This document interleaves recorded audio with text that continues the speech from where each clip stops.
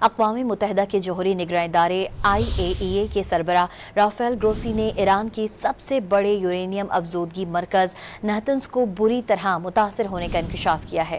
برطانوی خبر ایجنسی سے گفتگو میں گروسی کا کہنا تھا کہ اسرائیلی حملے کے نتیجے میں بیرونی بجلی کی فراہمی معطل ہونے پر 15,000 سینٹریفیوجز کو شدید نقصان پہنچا ہے، لیکن وہ مکمل طور پر تباہ نہیں ہوئے۔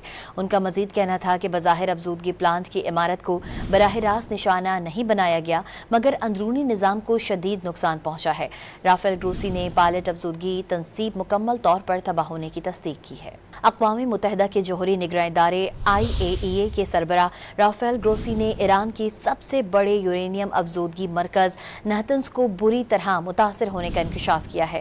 برطانوی خبر ایجنسی سے گفتگو میں گروسی کا کہنا تھا کہ اسرائیلی حملے کے نتیجے میں بیرونی بجلی کی فراہمی معطل ہونے پر 15,000 سینٹریفیوجز کو شدید نقصان پہنچا ہے، لیکن وہ مکمل طور پر تباہ نہیں ہوئے۔ ان کا مزید کہنا تھا کہ بظاہر افزودگی پلانٹ کی عمارت کو براہ راست نشانہ نہیں بنایا گیا، مگر اندرونی نظام کو شدید نقصان پہنچا ہے۔ رافیل گروسی نے پائلٹ افزودگی تنصیب مکمل طور پر تباہ ہونے کی تصدیق کی ہے۔